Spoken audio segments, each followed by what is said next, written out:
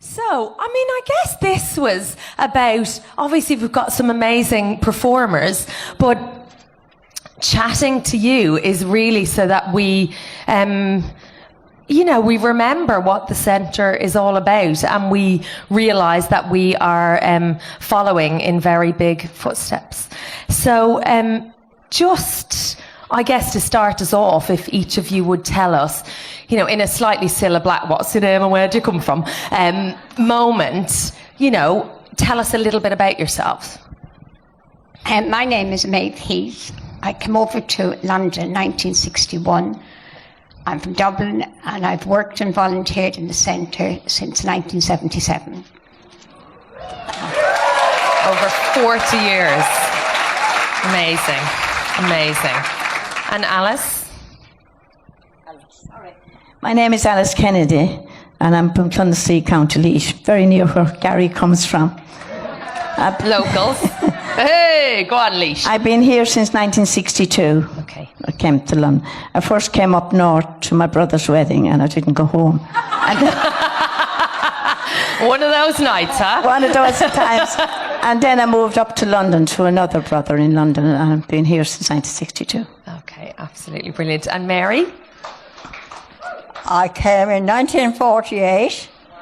I wasn't even 18, and so now you all know how old I am. But I came for 2 years, in Bath in Somerset and in Midhurst in Sussex. And then I moved up to London and went working. Am I allowed to mention the name? Go for it. Yeah, it's not the BBC here tonight. Go for gold. I went to work in the Cumberland Hotel. Right. And that was an eye-opener, I can assure you. But at that time, it was just after the war, you see, and London was an absolute ribbons. And as I said to a previous ambassador, excuse me, sir, we came by invitation. And he said, what do you mean? So I said, well, every Irish paper carried advertisements for Irish men and women to come to England to build it up after the war. Because some of the men that came back from the war, if they were lucky enough, were not fit to work. Yeah. They were so disabled and so traumatized by what they'd seen. And they depended on the Irish man to come and build, and they built London. Mm-hmm. I came into the Irish Centre in 1960 as a volunteer, and I have the distinction of being the longest serving volunteer in the Irish Centre. Give it up for Mary.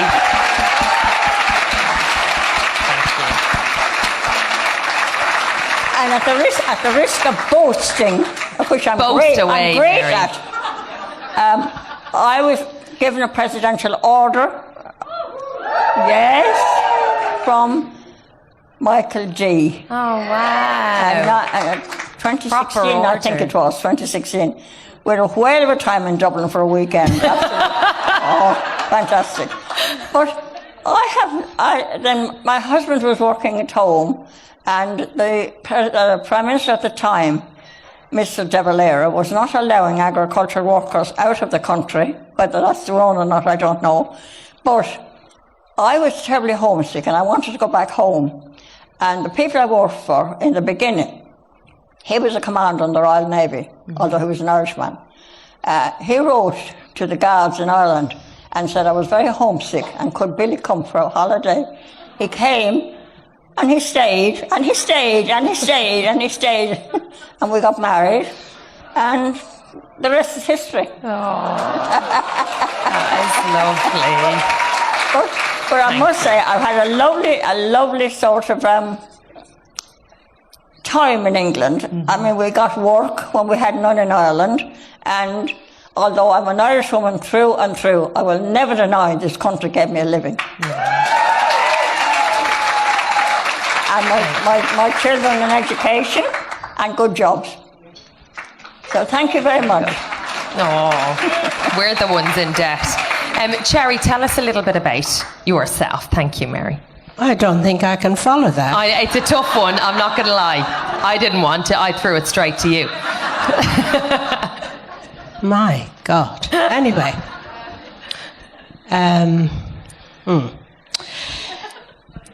When I lived at home, I became very aware that jobs were very infrequent. In the Western people, County Mayo, Go on, Mayo! My dad's a there Mayo was man, two so jobs I'm biased. available. One was looking after children and doing housework, and the other was to be an apprentice hairdresser. Well, I didn't fancy doing the housework. Even at home, I didn't fancy doing the housework. So I became a hairdresser. Okay. After my apprenticeship, I decided I couldn't go any further in Ireland. So when my eldest sister came home on holiday, she was way out there. Right. And I said, could I come and stay with you in London? And she said, oh, yeah, sure. I could do with your help. She consequently had twins. Wow. Did I not want to look after children? Anyway, I got a job as a hairdresser. And after a few years, I was homesick, went home and was a hairdresser in Galway. Then I met my future husband in Galway, who was home on holiday for a wedding just for the weekend. He was an only child and his mother had just let him out.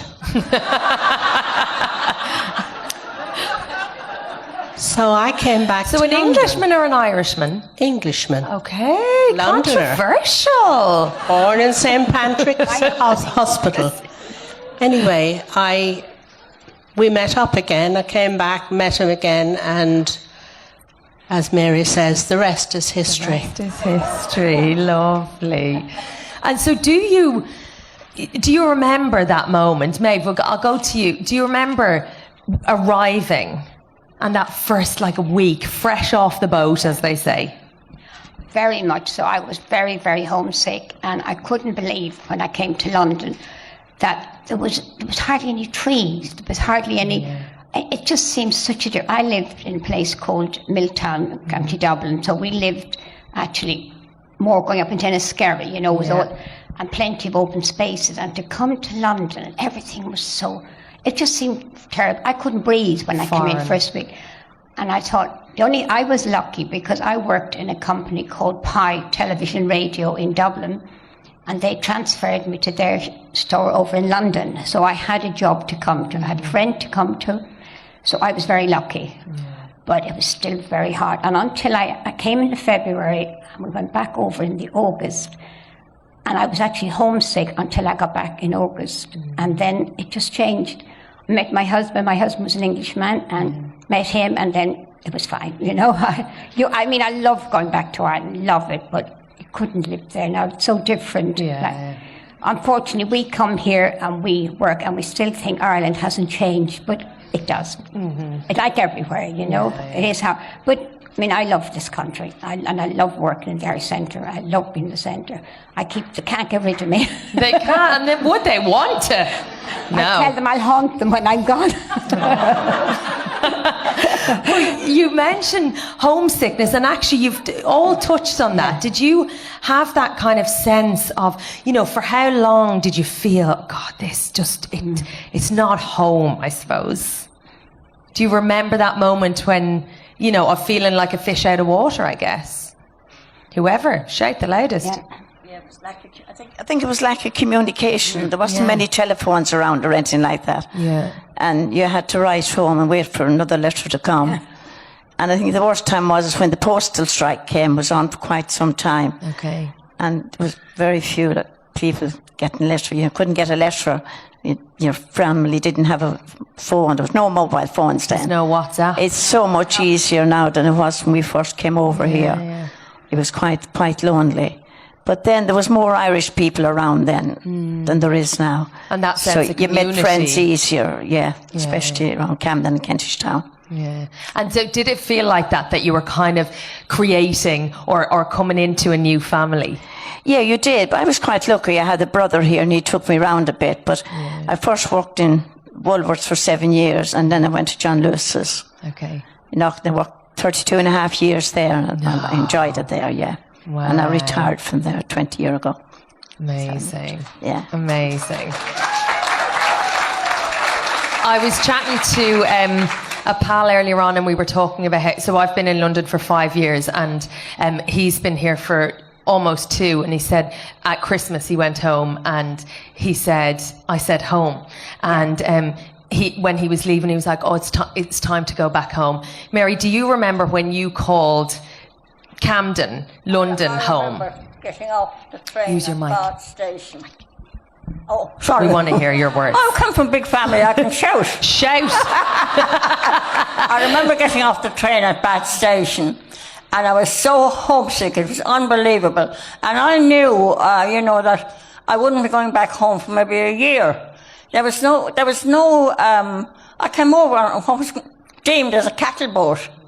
And my uncle worked on the boat, so I had, good accommodation and everything else on the boat. But can I say something, Angela, please? I am really proud of my generation, men and women.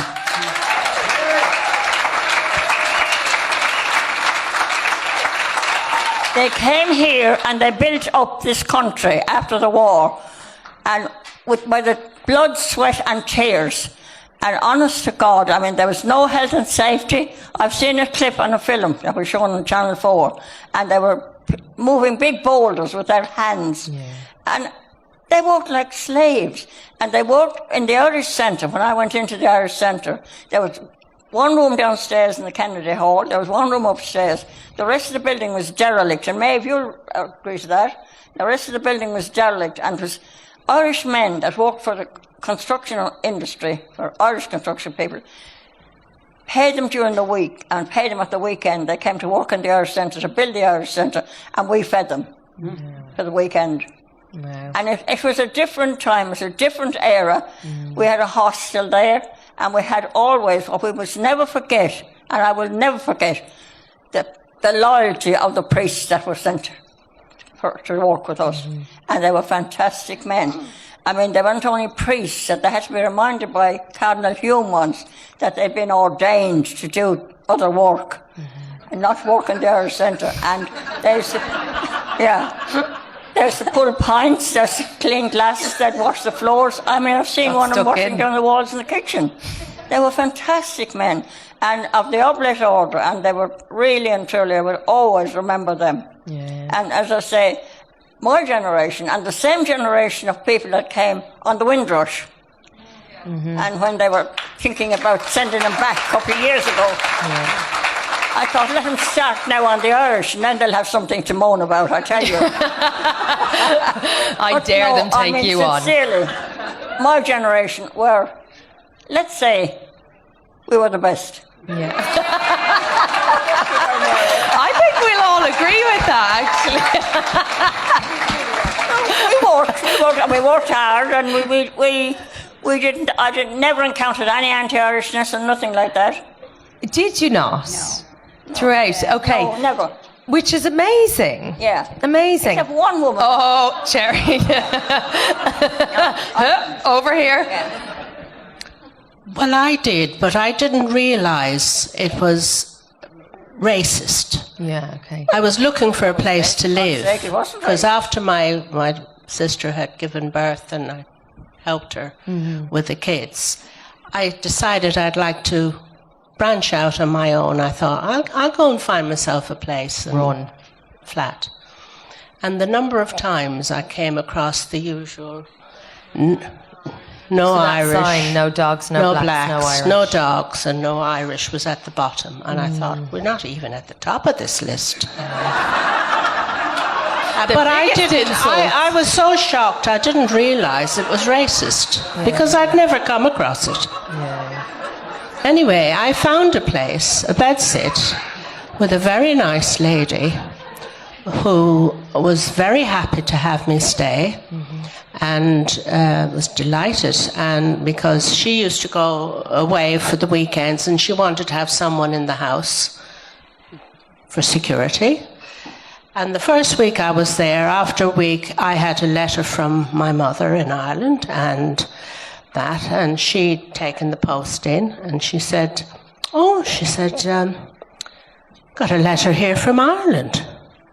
I said, yes. I said, that's from my mother. And she said, oh, really? Oh, she said, I thought you were Canadian.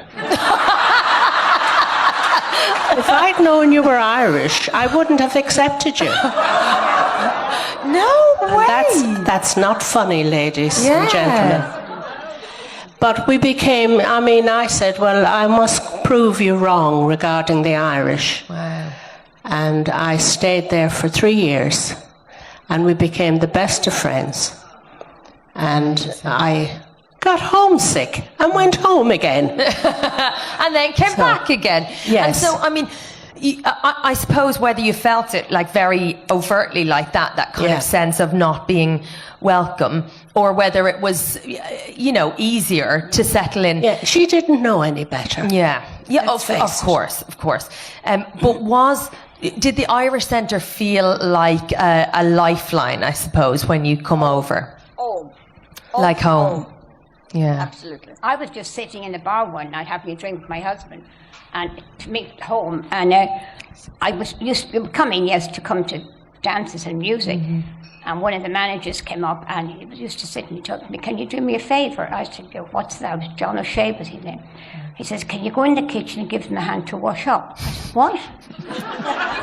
There was 300 people in here for a bacon and cabbage, I'll never forget. And there was 100 people dancing, and there was no dishwashers.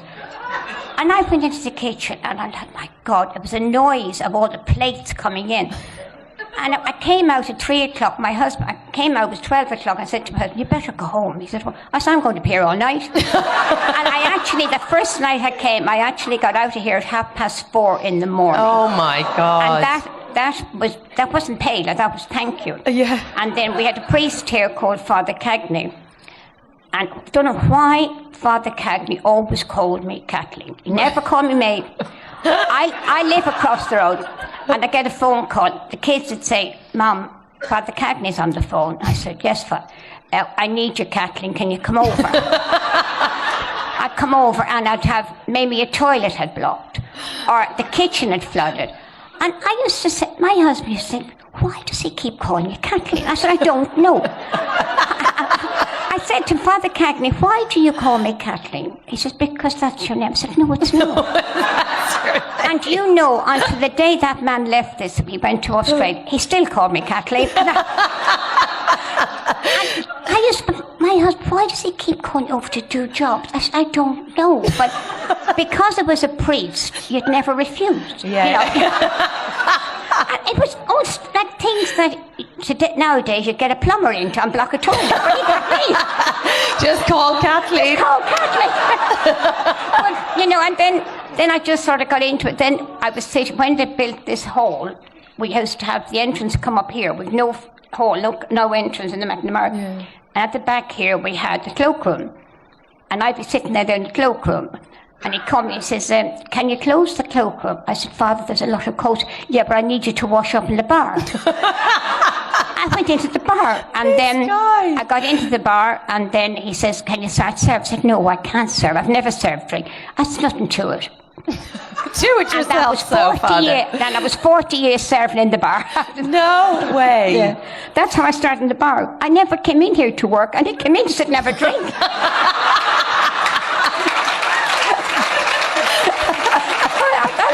You were the best generation. It's true. And I'm still here. I hope later. Gary's not making you unblock the toilets. I hope Gary's not making you unblock the toilets these days. No, God's sake. Good. And so Mary, you mentioned home away from home. Yes, the Irish Centre for you. But listening to me, they had a way of drawing roping you in. Doing voluntary work when you didn't realise what you were doing. And then became a habit with you. And I just loved it. I love the Irish Centre. It is a home, and I have reason to be very grateful to them because, when I had sickness in my family, they were there. When I had occasion 2 years ago, my middle daughter got a very bad brain operation. She was in a hospital in Cambridge, and they laid a car on for me, take me to Cambridge to the hospital. you know, they bent over backwards to be helpful, and it's not. They do it for everybody, you know. And we don't sort of say, well, you've got to be Irish to come in here. Anybody that comes in for help will get the help, or they'll be pointed in the right direction if they're of another persuasion. You know, so it is and that covers a multitude of sins, But no, it's a fantastic place. And talking about Father Cagney, I mean, my young daughter used to say to him, "Are you related to the Cagney, the fella on the films?" What was his name, anyway? Cagney and Lacey. I hope so, he said. I think so, but I would like to get his money. And they had a youth club there, you see, and my young daughter was in it. And he'd get them there at night, clearing up the bars from picking up the glasses and all this kind of thing. And then he'd give them a half a pint or something or other. Oh. How old were they? One night, I think one of the boys got a little bit boisterous. And he pulled down the curtains, let off the fire extinguisher. Uh-oh, we've all been there. Very naughty. And Father Frank Ryan, who I still have contact with, he's absolutely fantastic priest. He's in Tower Hamlets now. And he barred them.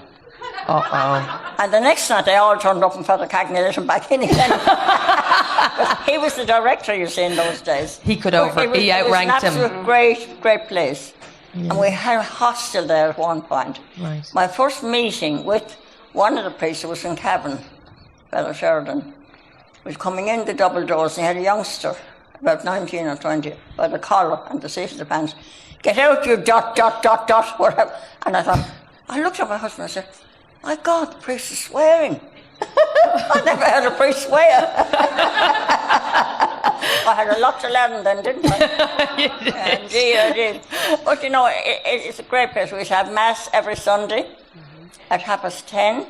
And if Father Sheridan was saying the Mass, I could get all my children, no problem at all, they'd go to Mass if Father Sheridan was sent.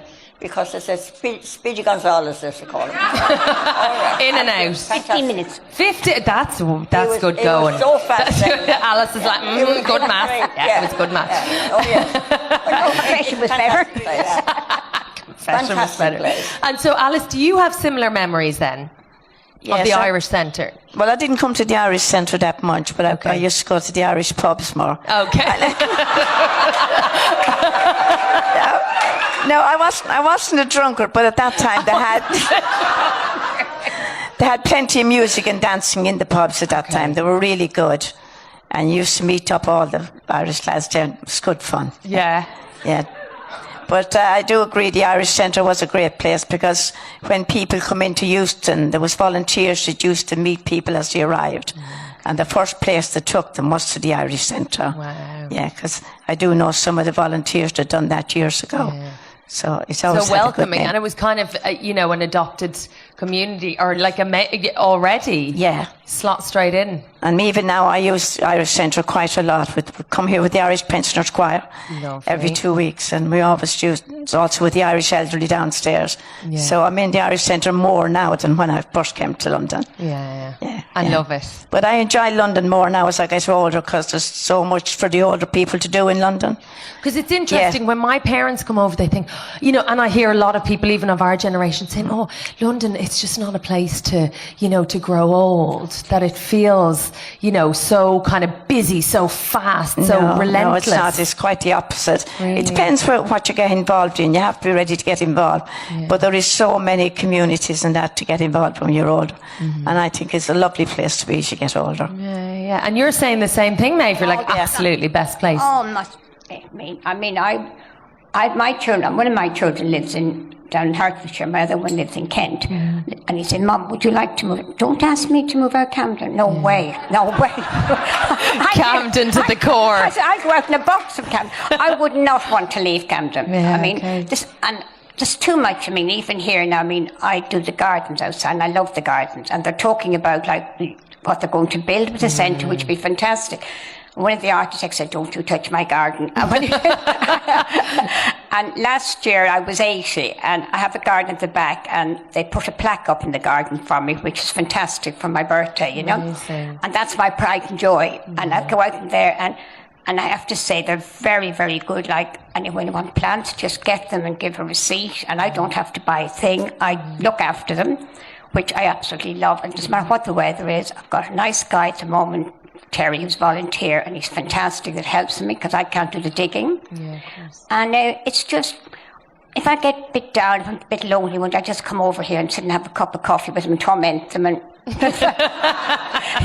it's, oh, she's here again. But that's what it's like. It is home from home here. Yeah, and I invite anyone, I think, anyone's lonely, I say, if I meet people, just go up the centre, there's a luncheon club here, go up and do the luncheon club, go in to the tea dance. There's always somebody you can come in and talk to. Yeah. And that's what people have to realise. It's trying to get that out to the older people. Yeah. That some people it's don't open. even know it exists, the Irish Centre, you know? Yeah. And I can tell you a quick story. A couple of years I was buying a Christmas tree in under the bridge in Camden Road. This young lad came up, he says, could you carry it up for me? I said, I can't. He said, yeah. And he was chatting away to me from Ireland, and he was sleeping rough. Nice. And I said to him, you got the Irish Centre? He says, what will that do for me? I said, well, if you go up on Monday, I said, no good now. I said, and they'll get some help. Oh, he says, Mrs. I've known nothing about that. He's from Dublin, a nice, clean lad. And he says, I've been working with this fella now doing the trees, and he's paying me a bit of money every day. But he says, I sleep under the bridge. I brought him in, I said, come up with me. And he put the tree, and I said, are you hungry? And made him a sandwich, cup of tea, and I gave him a few bob. And I said, come up Monday morning, I'll meet you in the corner. And because he was really reluctant in coming. Met him in the corner, brought him into the welfare next door, and I left him then, that was it. So a couple of weeks later, I was in Camden Town, he called me. And he says to me, I didn't know who was coming across to him, putting his arms around me. He says, thank you, thank you, thank you. I've got somewhere to live and I've got a job. And he couldn't thank me enough. Now, that's what they do here, you know. That's what you do. Yeah, but that's what they do. I only brought him up. They do the work. But it's nice to be able to do something like that for somebody. And I get great pleasure out of doing that, you know. And I have to see him now. He lives in Camden. And that's where I was just glad to be able to help him. Come Christmas coming up, you know. Amazing. Absolutely brilliant. And you mentioned the lunch club there, and Terry, you're a big fan. Well, of the I lunch am, club. because when my husband died in 2003, I was at home. I was looking at four walls. I never had known the Irish Centre. It wasn't part of my, London everyday experience, kind of. None whatever. Met this lady. I was getting off the bus. I'd been to the hospital for a checkup and got off the bus, and she was there, and she said, Cherry, where are you going to? Oh, I said, I have to go home. I had nursed my husband for about 20 years with diabetes and lots of complications. And I still felt I had to go home and look after him. She said, oh no, you come with me. And she brought me to the Irish Centre. And from that day on, I've been coming here 3 times a week for my lunch. And it's brilliant. I don't have to shop. I don't have to wash up. And I've met some wonderful people. And 3 of them are here now. It's been a lifesaver for me. I don't know what I'd do without the place. We go away for weekends. My sister, who first looked after me, now comes every Wednesday, and we go on these weekends with the group. And it's just I can't praise it enough. It's fantastic. Yeah. Amazing. And I think I can't praise you guys enough. I think we could sit here listening to you all night long. But thank you. And actually speaking to a few people in the audience, they're like so excited to hear from you and so honoured that you took the time to sit up here and have a little chat with us. So thank you so much for everything that you do. Thank you. For everything that you've done. And for everything that you continue to do. Yes, that feels like the right thing to do. Please give it up for Cherry, Alice, Mary, and Kathleen. Maeve. Maeve. Thank you.